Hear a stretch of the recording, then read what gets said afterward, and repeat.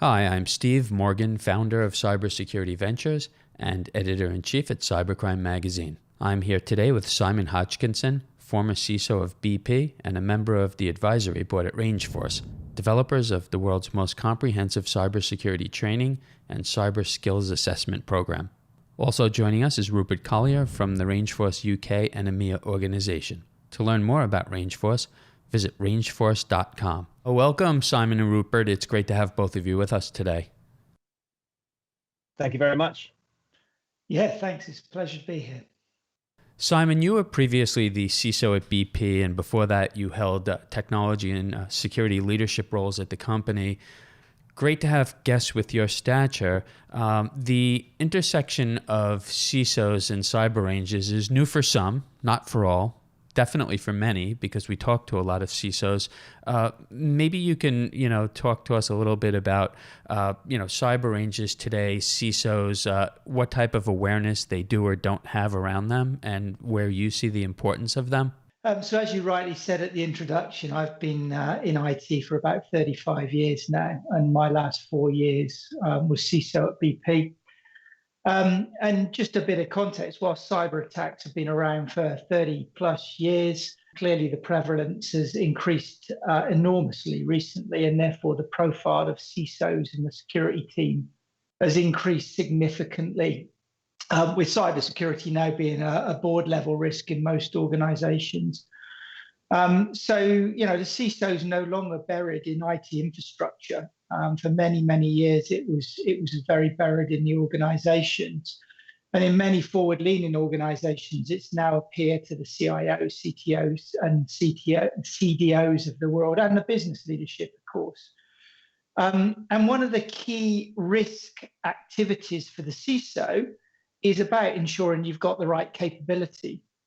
In a world where, there's numerous reports, there's of sort of cyber talent exceeding demands, up to 3 million open unfilled vacancies globally. It's really important that we are accessing new capability all of the time. And frankly, the job of the CISO really now is about ensuring we get access to capability. But the ways we've done that in the past are no longer scalable, and therefore things like cyber ranges become a really, really important aspect, a really important tool in the arsenal, if you like, of being able to develop capability to make sure that organizations have access to the right capability with the right technical expertise at the right time. Rupert, to help set the stage for our discussion, exactly what is a cyber range? A lot of us in the cyber community know what it is, but we also have a lot of IT leaders who may not be familiar. I think the easiest way to describe a cyber range, Steve, is really to we're recording the day after the Masters golf tournament finished. And in golf, they call it obviously a driving range, and in cyber, we call it a cyber range. But actually, the principle is very much the same. It's a kind of an off-course or an off-network environment in which you can run simulation group activities, either offensive, in other words, red team type events, or defensive, incorporating the cyber defenders within your organization. And it's a good opportunity to test your best practices, to test your workflows and your incident response playbooks and that kind of thing. In a completely separated, siloed environment where you're not going to be able to do any damage if you make a mistake. A lot of companies do live kind of fire on live networks, and that has its place as well, of course. But I think a cyber range is unique in offering a very lifelike, realistic, genuine environment, but a completely simulated one, which allows people just to relax a little bit and try out new things that perhaps they wouldn't in the real world. So that's the concept, very broadly speaking, of a cyber range. So Simon, we had Gordon Lawson on with us, the president of the company. I guess he was with us about a month ago, and he did a great job, helping us understand the cyber threats, how cyber ranges can help. But given your background, I'd really be interested to understand how it can help specifically with OT and ICS environments. Yeah, Steve. So it's probably worth us just defining those terminologies a little bit as well. I mean, they're widely used interchangeably. You've also heard of terms like SCADA as well. But the way I hold it is sort of operational technology. So OT really refers to the computers that are used to manage industrial operations. And the industrial control systems are part of OT. They're comprised of systems that are there to, say, monitor and control a particular industrial control process. So, say in oil and gas, something like the oil refinery cracking towers, etc., or closer to many people, the electricity grids that are powering the infrastructure in our respective countries. So on that basis, the ICS environments and the OT environments are mission critical by definition. That means they require high availability and integrity. And the attack on an ICS system could lead to devastating consequences, such as fatalities or environmental disasters. You can imagine an environment where somebody's able to hack into a human management interface and change the configuration of a valve, etc., so that things overflow and cause a pressure event. That can lead to complete disaster. And we've seen very much so in the environment. We've seen attacks on ICS systems. So we were very high-profile attacks on the Ukrainian power grid, and there were power outages there. We've also recently seen attacks on water treatment plants in a number of countries in the world. And probably the most high-profile attack of this nature was Stuxnet on the Iranian nuclear facility. That was probably 7 odd years ago, if not more now. But actually reported over the weekend, whether it's right or not, there was another attack on the Iranian nuclear facility, and we'll see if that was cyber related as well, as the situation gets clearer. So security of OT and IT is a really specialist area. And frankly, it's been an area where the engineering community and the cybersecurity community have never really come together to work as one.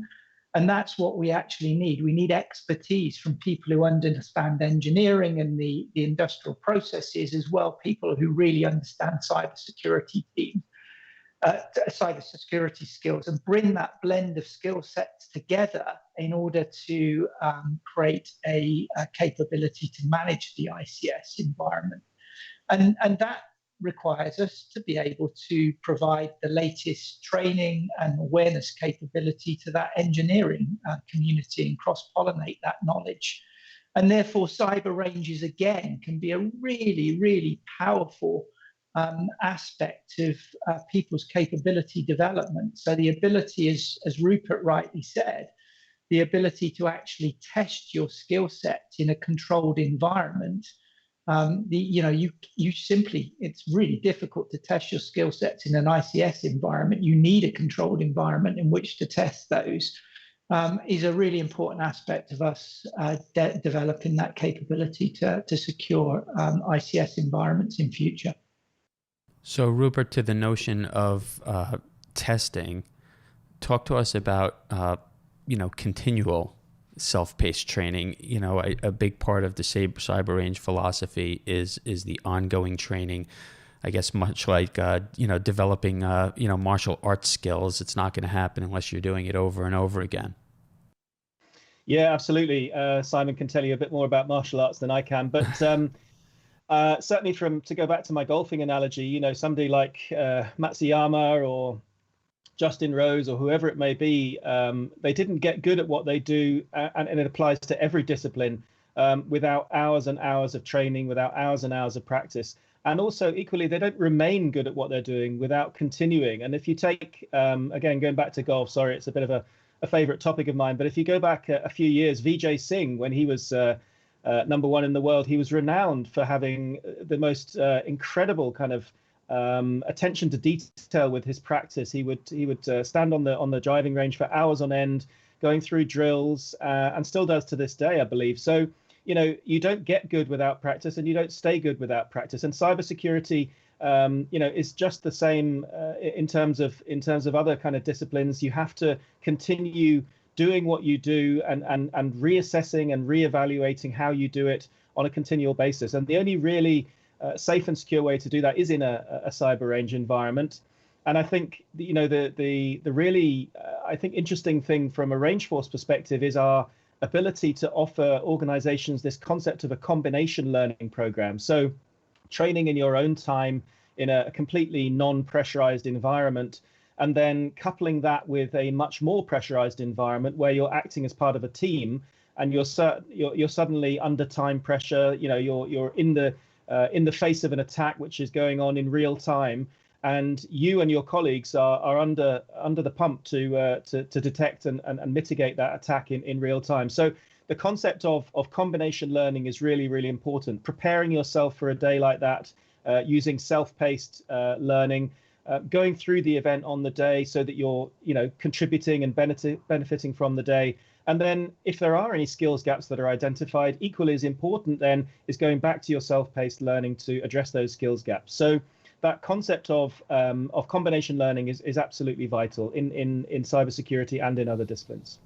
So Simon, I'm curious where cyber ranges fit strategically for large enterprise CISOs, because they are up against so many challenges, and they're thinking about things along the lines of insider threats, training employees on cybersecurity awareness, and the list goes on. I don't have to tell you. Endpoint security, where exactly, does the cyber range fit? How strategic is it? And is it something that CISOs are talking to each other about? Yeah, thanks. First and foremost, I figured out why I'm not much use at golf now. I'm going to need to spend more time on the driving range, I think. So I'll come back to the most important job at a CISO is to develop capability. You're right, the threat, the regulatory, the digitization agendas are moving at unprecedented pace. At the same time, we've got this massively fierce battle for the best talent. So it's critical our teams are continuously honing their skills. To Rupert's point, they need to be practicing in a safe environment to make sure that they're ready for the day they need those skills at hand. But I'd also say this isn't, I think about the range in the broader sense, and Rupert's talked about the sort of self-paced training piece as well. I think, everybody in an organization is accountable for cybersecurity in the same way everybody in an organization is accountable for safety. So we need to find a way of upskilling everybody's capability. So through things like, as you rightly say, Steve, through things like cyber awareness, but increasingly with the digital organizations, as people adopt new methodologies like Agile and DevOps and start to insource capability, we need to make sure that secure development practices are there. So we need that self-paced training throughout the organization, not just the cyber teams. And therefore, the platforms like RangeForce offer that capability to help educate people on different sets of skills across the cyber spectrum, if you like. The other thing is the threats are just evolving all of the time. So this notion of being able to sort of practice and hone your skills on a range is really important. So CISOs are definitely talking about cyber ranges. We've certainly historically we've put in place a lot of bespoke development, to do our own testing and training of our own defense teams.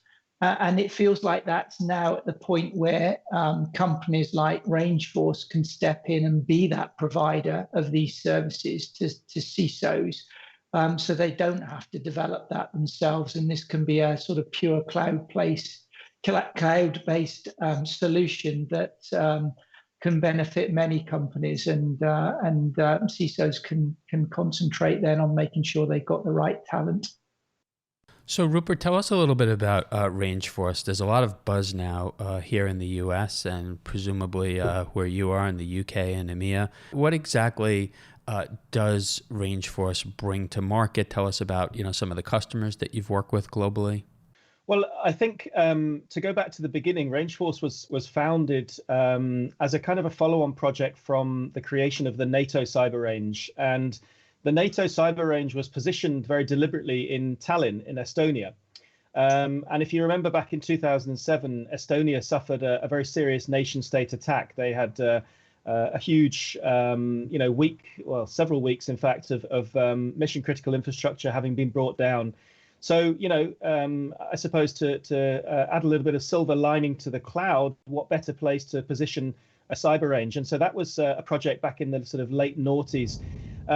And as part of that, our founders then wanted to replicate the benefits of a cyber range, this whole concept of being able to run, simulation exercises in a controlled environment, but actually have it delivered through the browser rather than having what is typically a cyber range typically is a physical location. It could be a building or a room within a building at the very least. So by definition, you have a kind of a limitation in terms of how many people you can scale that out to.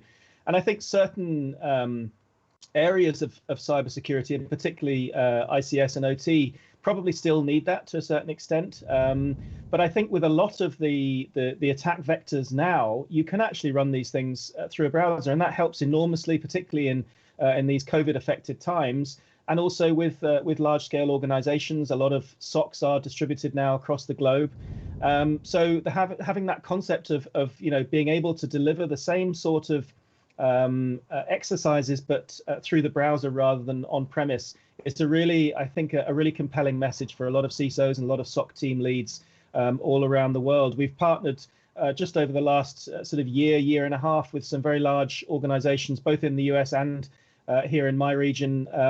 We've partnered, for example, with the European Union in a variety of different areas, with some military customers as well. Finance, of course, is a very, very strong mainstay for the entire cybersecurity industry. They take that topic extremely seriously. And I just think the whole concept of being able to democratize the idea of cybersecurity training is it's a very compelling message. And I think the ease of delivery, coupled with the hands-on nature of what RangeForce provides, is a really simple way to upskill your teams and improve the overall cyber readiness, if you like, of the organization. So, Simon, I read a press release. I know that you recently joined the RangeForce Advisory Board. I'm curious, how did you learn of the company? I don't know if you worked with them when you were with BP, and what attracted you to them, and what are you doing for them as a member of the advisory board? Yeah, so I was watching RangeForce actually when I was at BP. We weren't a customer of RangeForce at the time. So the things that really interested me about RangeForce was this whole notion that there's a demand and supply issue in cyber talent, and the fact we absolutely need to be almost not just for our own companies, but for the benefit of everybody, looking at a way of developing new talent and fast tracking that new talent through to becoming useful in our respective defenses. So I thought the RangeForce platform looked really interesting in terms of the self-paced learning, also the community edition. Was also then the thing which I think really differentiates it is this battle fortress that Rupert talked to earlier, about this notion of having a cloud-based range, purely cloud-based range, but actually the ability to mimic your technology in your estate as well, so that it can let your teams develop in a really safe environment. So that was really a really important aspect for me. The fact that it was all cloud-based, I thought was great. So a lot of organisations have been adopting the cloud, and at BP, we were very much a cloud-first organisation. So the last thing you want to be doing is developing further things on premise, or potentially working with partners to have to set up on premise or very bespoke specific infrastructure in the cloud to develop your own range. And I thought that was a differentiator as well. So the thing that honestly I felt really proud to be part of RangeForce, however, is the commitment to develop in minority groups. I see Gordon being very sort of prominent in supporting minority groups in getting hands-on learning. And I'll come back to the point, we all have a broader role in life. It's not just about our own organizations, but it's also about developing capability across those communities out there who perhaps naturally wouldn't get access to this sort of training, this fabulous training capability. So there was something about the culture of the company, the culture of RangeForce and Gordon in particular, that really attracted me to be part of it. Great. Well, the minority community is something that we cover, and we'd love to explore that a little bit more with you. We only have so much time today. Rupert, tell us a little bit about the state of market adoption in the cyber range space. It's interesting, cyber ranges have been around for so long, yet they really haven't been productized and brought to market the way we've seen in the past few years. Do most mid-sized to large enterprises have some sort of cyber range in place now? And where do you see the market going from here? Yeah, I think at the very top end of the market, I would suggest that a lot of organizations do invest in cyber range technologies. Moving down the stack a little, probably less so, to be honest. And there are several, I think, main reasons for that. Firstly, it's quite expensive. It's pretty expensive to set up your own cyber range. Secondly, it's quite complicated. We have a whole team of people doing it, and to really, as a CISO, to justify whether it be 5, 10 people working over the course of a few months to create, set up, create, and maintain a cyber range. That's a significant investment, not just financial, but also in terms of people's time. And let's face it, most people within an organization really do have a day job to complete. And to take them away from that and put them on a project that really involves a huge amount of technical expertise, a huge amount of experience, that's a big ask for a lot of companies. They just don't have the time, the resources, the wherewithal.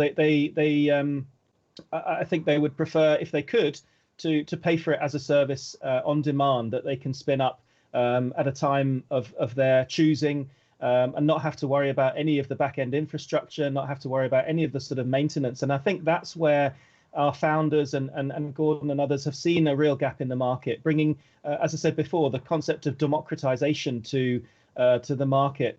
On-premise cyber ranges, of course, they have their place, and I think military customers particularly are very concerned about having non-internet facing infrastructure. We totally understand that.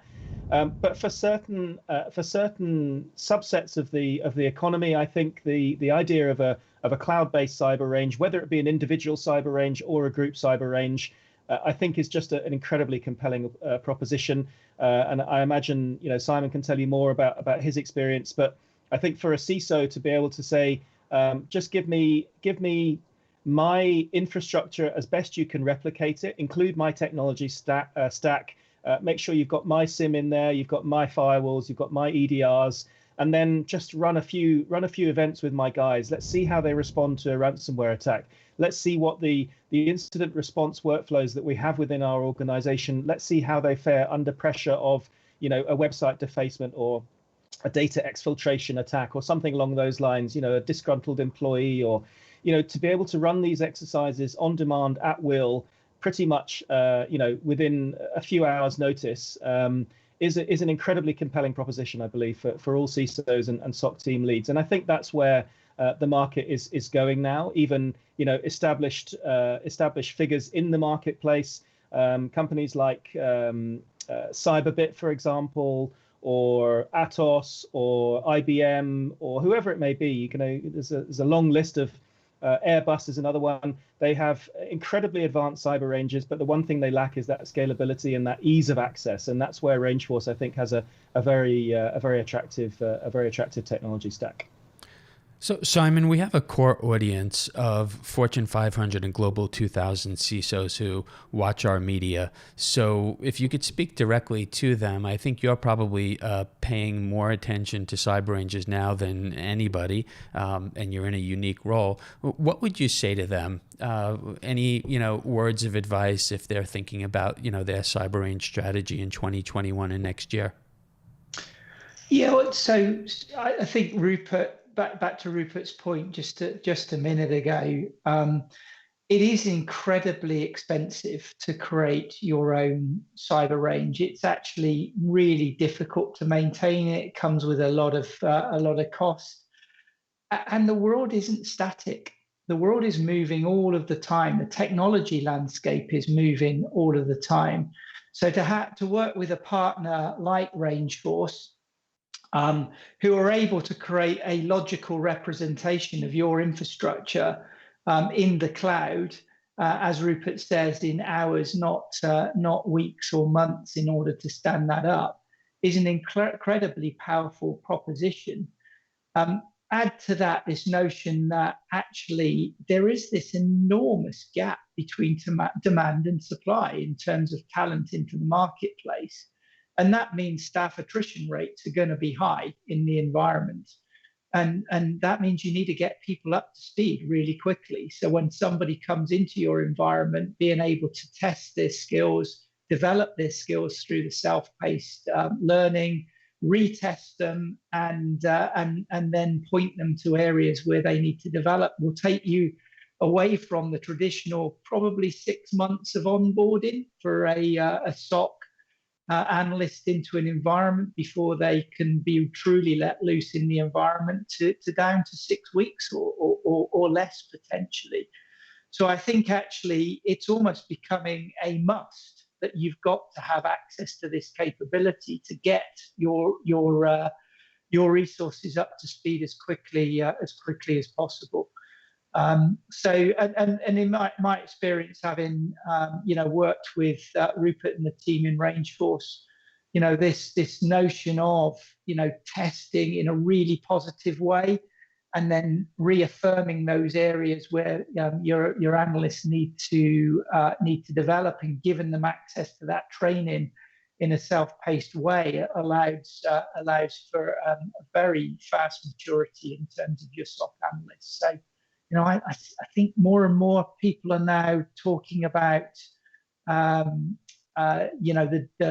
maturity of their SOCs. I think this becomes such a powerful tool in the arsenal. Well, gentlemen, I appreciate both of you joining us today. It was a very enlightening discussion, and I hope we could have you back on with us again soon. Thank you. It's been a pleasure. Thanks very much, Steve. Thank you. Cheers. I'm Steve Morgan, founder of Cybersecurity Ventures and editor-in-chief at Cybercrime Magazine. Joining us today was Simon Hodgkinson, former CISO of BP and a member of the advisory board at RangeForce, developers of the world's most comprehensive cybersecurity training and cyber skills assessment program. Also joining us was Rupert Collier from the RangeForce UK and EMEA organization. To learn more about RangeForce, visit rangeforce.com. You can keep up with all of our media at cybercrimemagazine.com.